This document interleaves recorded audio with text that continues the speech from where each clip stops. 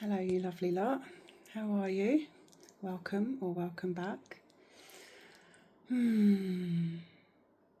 Let's just call in the Holy Spirit to cleanse and clear the field as we surrender to sacred space. I wanted to share an experience that I've had this morning. I had a really spiritual experience in a coffee shop. So much emotion, so much gratitude, but I nip up there in the day sometimes for a break in what I'm doing here. Sometimes I'll take in a podcast, but today I just felt called to leave my phone. It was very busy. There was a lot of energy, a lot of movement, a lot of sound, a lot of noise. But I just felt called to be with that. And I was just observing. We say we love people watching, don't we, sometimes? So I was just observing everybody. You know, people on laptops, people on phones. And it just came into my awareness, like everybody, like what if everybody here, their thoughts, their conversation, their energy, their focus was all in alignment with creating something wonderful for this world. And at that moment, I just sort of imagined everybody's consciousness, like all in different spaces, different lives, doing different things, projects, plans, but all in the expansion of humanity, all in, all driven by that intention. And it felt really beautiful. And then I just dropped into observation and I was just watching humans. I've got so much love for human beings. The spirit of the human, right, is divine. Just mums dealing with their kids, people rushing their food to get back to work, on the phone at the same time, people behind the counter trying to stay patient with some customers that are not so nice, people just staring into space, people working. Everybody is just doing their fucking best. Everyone's just doing their best to get by, to get on, to feel as best as they can in this fucking crazy world, right? And this chaos energy that is out there sometimes. And I just had so much compassion for the human being. And then I did something, I'm going to share a practice now, which is, we'll come back to that. But basically what I do is I don't always close my eyes, but sometimes I just go inside and I just hold that the collective, just the collective intention. And I just pulse out from that place of compassion and it's swelling in my heart. My heart's just busting open. I just pulse out a frequency. Sometimes I'll do like, remember who you are. Sometimes I just do acceptance. If I feel people really fraught and rushing about. The first time I ever did it, I tried it, I was called to do it because Spirit's been guiding me that our communication is becoming more telepathic. We know this anyway, but in other words, engage with that. Experiment with it, believe in it, see what happens within your own consciousness. And the first time I ever did it, I was standing under a tree in the park and I decided to just pulse out. There was a lot of kids playing a little way away from me, quite a distance away, and I just pulsed out, safety, safety. And I just imagined it moving out, and I felt it like a ripple or a wave. And the children ran over and started speaking to me. So I did it today just with that beautiful feeling of compassion and love, and it's okay. It's okay. It's okay.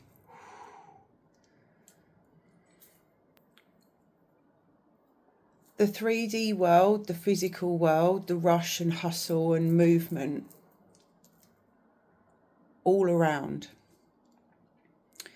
It exists, and in the mind, it's a mental space. Everybody lives from their mind. The 5D and beyond, it's a different experience. It's a different reality of experience. It isn't based in the mental plane. It's based in the heart frequency. It's a felt experience. It's a vibrational. People are learning from what we demonstrate.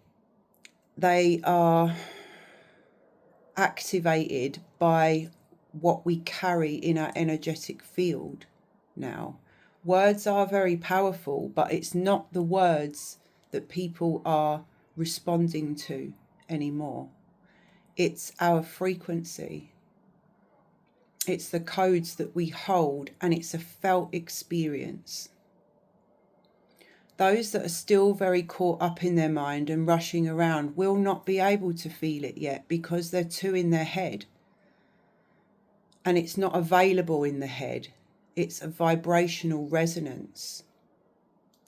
And this is the juncture that a lot of us are at as we're feeling this and stepping forward into what that looks like and what it means. But that means that we have to drop into the felt experience ourselves and trust that to be our guide, because we're at a point where our mind keeps jumping in and trying to take the reins.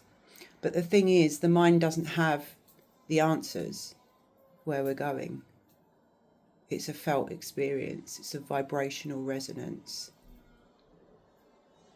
If you do things like that when you're out in public, in a massed consciousness field and lots of people, you will start to sense the people in that field who have access to what you're doing or can feel it. People might just suddenly turn in your direction, or you'll feel a ripple of recognition. 90% of people it won't touch because they're too in their head. They're too distracted. The people that are a little bit more present in the body and the heart will feel the ripple. The children felt the ripple immediately because children are more open and receptive, and they have less rubbish in their mind to stop them from immediately reacting to that without thinking, without stopping themselves. You may notice, a lot of you are already feeling this kind of new sense of communication, heightened senses when you're out and about around people, and that can be a double-edged sword, but you may find children staring at you, animals coming to you even more. When you're holding codes, and I spoke yesterday actually about what are your innate gifts. I think that video is still loading, but it's like, what do you naturally carry within you that those children and animals are feeling right now, because everything's heightened, everybody's senses are heightened, and we're entering into this vibrational frequency of a resonance, a felt experience. We're already being pulled there. Like the 3D is the old physical construct and the physical reality and where we've always been. And a lot of us have moved into the 4D where we're still there, but we're now grappling with something else. It's the backwards and forwards. It's dealing with the polarity. What choice are we going to make? That's the 4D. And that's where the mind can pull us or hold us back, hold us in the old, because we're searching for the way forward in an old energy.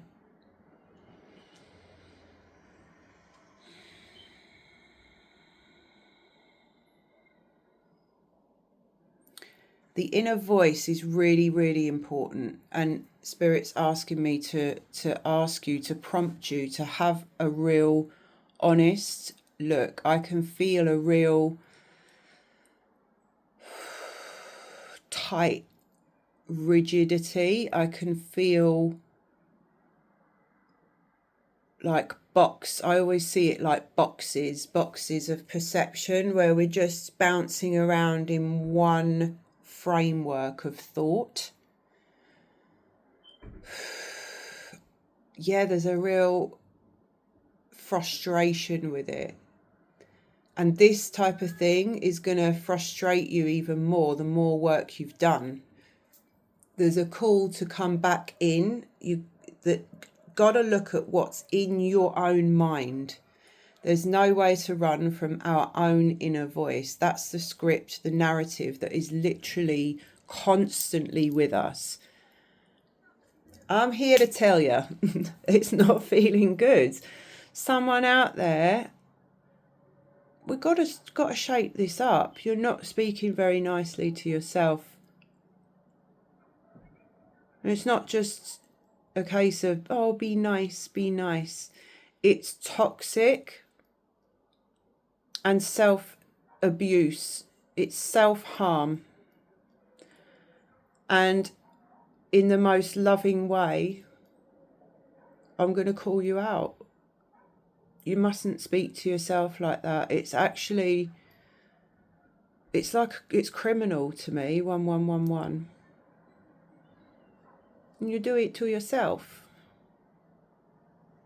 No. I don't like it. It makes me sad. And I know how bad you'll be feeling in life. Like, we can boss life in so many ways and hide this thing inside. We can be successful. We can still manage, because you're that much of a badass, you can still manage to be, for appearance's sake, successful. And I don't know, there's something around people underestimate suffering you're putting yourself through. Maybe people underestimate you because I've got a really itchy nose for some reason. Maybe people underestimate you because you're strong. I resonate with this. People always think you're okay. And they're like, oh yeah, you know, he's fine, she's fine. Because you are strong. But there's something, a really self-sabotaging energy running through the thoughts. We've got to look at the inner voice. I feel like here, because you are so conscious and you've done so much work, if you truly shine the light of your awareness on it, that is 50% of the work to dismantle it. It really is. It's just being willing to look at it really honestly and it's almost bringing it back to basics. We've got to bring everything into the now, into just what is, and the body. So really looking at that and dissecting that voice, being patient with yourself. Don't go into another cycle of judgment when you suddenly tune in and unearth the fact that you're actually being really spiteful to yourself.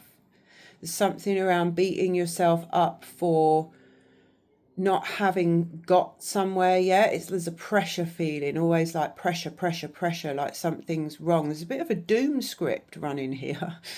Like, I'm here to remind you that the only failure is not trying. There's something around voices in your head that actually aren't yours. They might have been maybe a parent or somebody in the past. I'm just getting somebody in the past, maybe even like an ancestral energy where nothing was ever good enough. So you've got like a Punisher script going on where it's like, and it literally like it's like a dementor energy where it just sucks the joy out of all life if you don't feel like anything you do is good enough. Well, I'm here to remind you that you are always enough. That energy was an implant, an overlay, a negative belief construct that you probably inherited or learnt. It's not serving you anymore, and it's the light of our own consciousness to witness that and bring the truth to it. Transparency and truth. They're the frequencies that alchemize, and we're the ones that have to bring it for self. So somebody needed to hear that. Okay, what else today, Spirit? I can see really vivid colour green. That may be relevant for somebody. Somebody may be seeing a lot of sevens.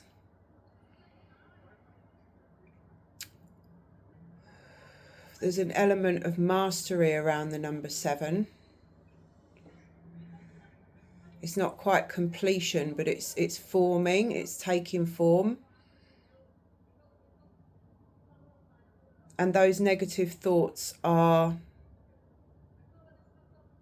the thing, maybe, that is potentially causing tension or difficulty with that mastery.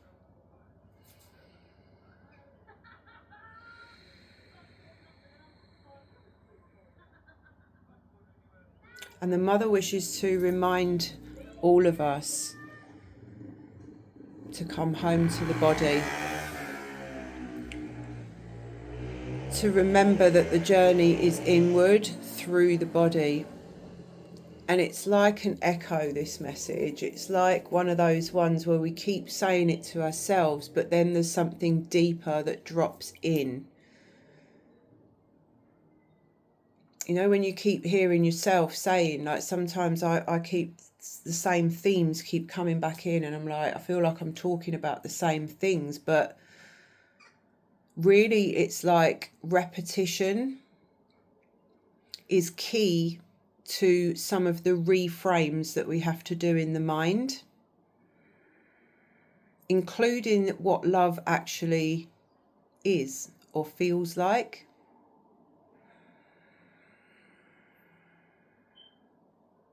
Yeah, it's like she just continually wants to reaffirm this message that the only true love is within.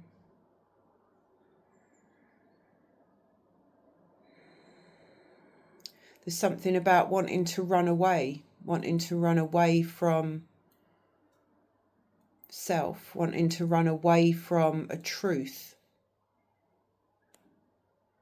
But that's the illusion, right? We can't run away.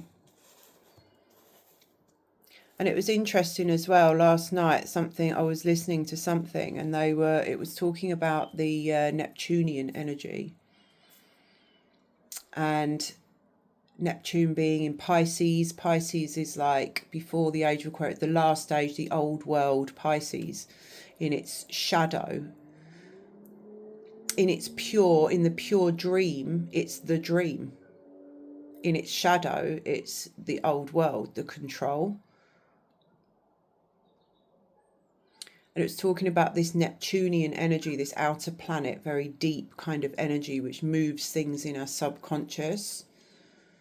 And it made me think of the theme of the video the other day that was speaking to the feminine collective around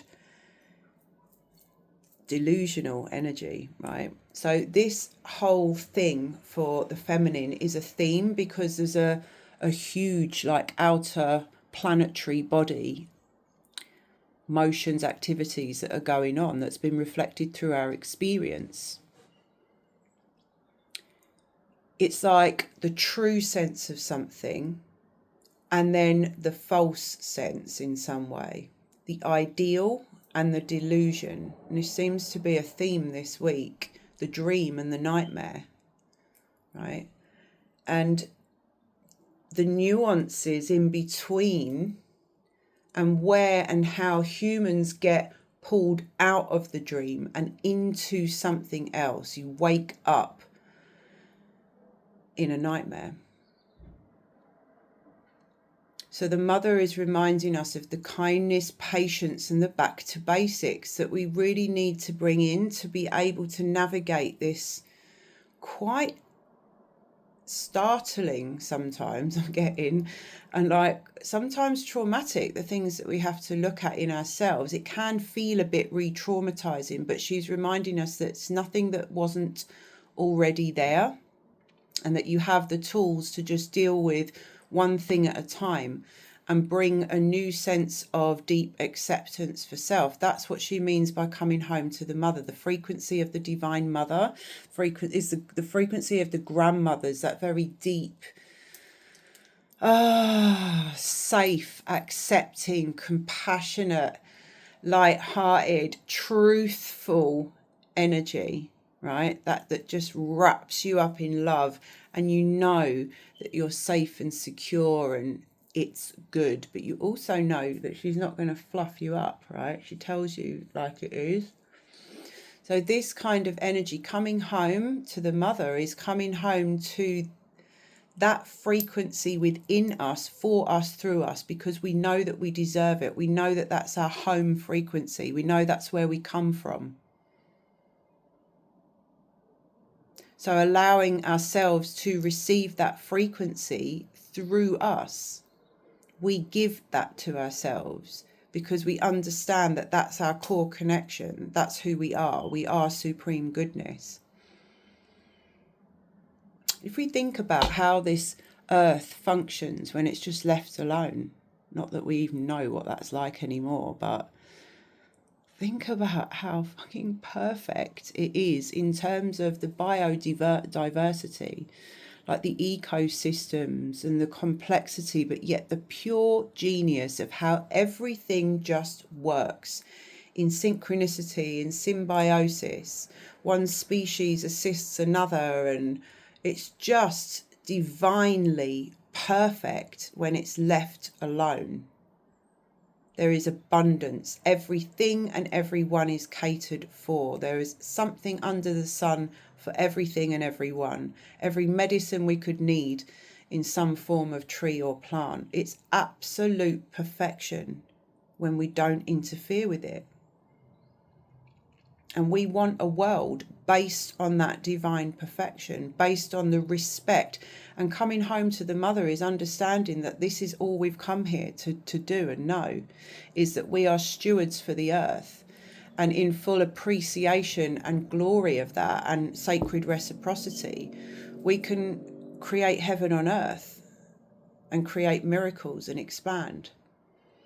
So it's coming home to the knowledge of what the earth truly is and that we are a part of her, and we've come here to serve that greater vision for humanity.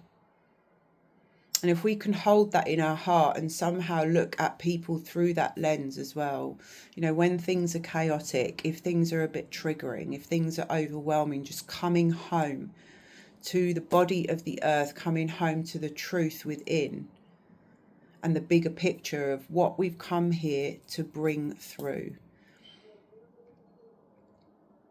You know, and doing these practices as well of really connecting with our consciousness and what frequency we're holding, intending and sending out to the world, when we can become a little bit more mindful and intentional with that, we're also playing with how we affect the energetic field. We can start to receive feedback from the field, and these senses and instincts that we've been having, that communication is becoming more telepathic. For example, my partner and I, just after we met, we got guided to a crop circle in Yorkshire. It had only been there a short time, and we come across it, and I sat in the middle of it and meditated, and I received very clearly that words are becoming insufficient and the new language is of the heart. But unless we consciously release our minds and the attachment that we have, then we can't really enjoy that. We can't really fully receive that because we're still hanging on to old baggage. So knowing that that's what you're doing, sometimes it feels a bit sticky, a bit icky, like we're dissolving a million different identities in that past.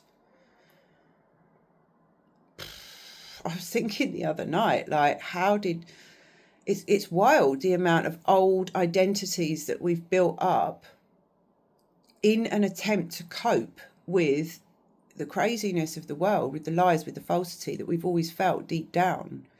We've had to cope, build up all these mechanisms to cope and to present ourselves in the world, and just to get by with this underlying sense that something's terribly wrong. Like, I mean, fucking hell, when you see it so clearly in the world now, you think, how did they ever convince us that this was normal? Just to function in the way that people do. You know, functioning for the machine. And everybody running around, you know, with a complete amnesia of their own power. Health systems and systems in general that are absolutely, like, it's not even hidden now how self-serving they are and actually detrimental to people's health and well-being. But that functions as normal. how men and women have been towards each other, and all the lies and manipulation and cruelty and trauma and all the rest of it under the surface. And you can see how it's still, that framework still lies within the construct of what it means to have a relationship, all the expectations. Oh, well, you know, that's what women do, that's what men do, all this stuff that we carry. And there's an undercurrent, underbelly of falsity. Like, how the fuck have we been convinced that all this is normal? Because it's so off key from our ideal, from what and who we know in our heart. So we need to give ourselves a break, because things have been that deep and we're rubbing the sleep from our eyes. We've got to be a bit gentle with ourselves. Understand that there are many, many aspects of ourselves that we've built up to cope with all of that. And now we're dissolving them. And that dissolves through that loving witness, through the frequency of the alchemy of the acceptance of the Great Mother. So resource yourself with her, talk to her, sit on the earth, feel into the elements that your body is made up of, and how they affect your day, how they affect your moods, what they're trying to show you, teach you. You know, look at the mind and what it's doing, because your power lies in your mind, but also potential ruin. Like, if we keep telling ourselves the old narrative, the punisher narrative, the blame, the shame, the guilt, the judgment, the fear, if we keep running that script over and over and over again, we are never going to feel any better. And it's really time to look at that inner voice and make it kinder. We're really not doing any work on ourselves until we truly dismantle that inner critic. And I truly believe that.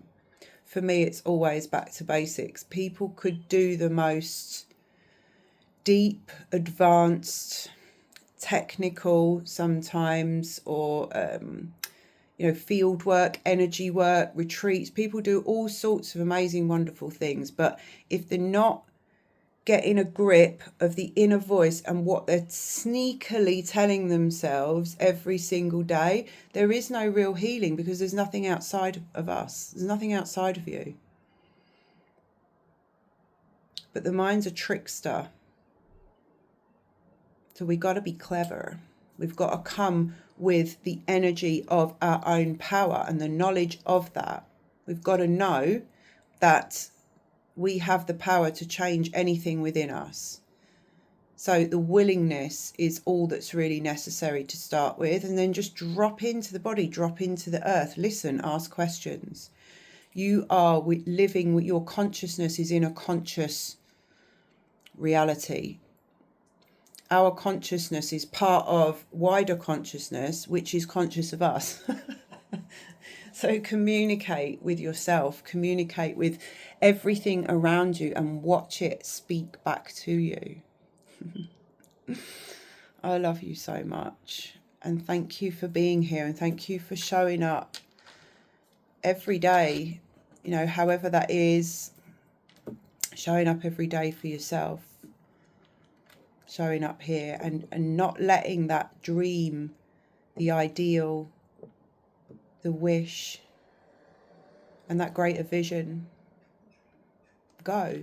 It's always there, isn't it? You've always had it, even when it's barely tangible, or you've nearly lost hope, or you're ready to give up. It's still there, and it always has been. It's like you carried the torch. And it's time to trust the knowing now. It's time to trust that deep sense. The thread, the soul threads that's always been there. Thank you. I love you. Till next time.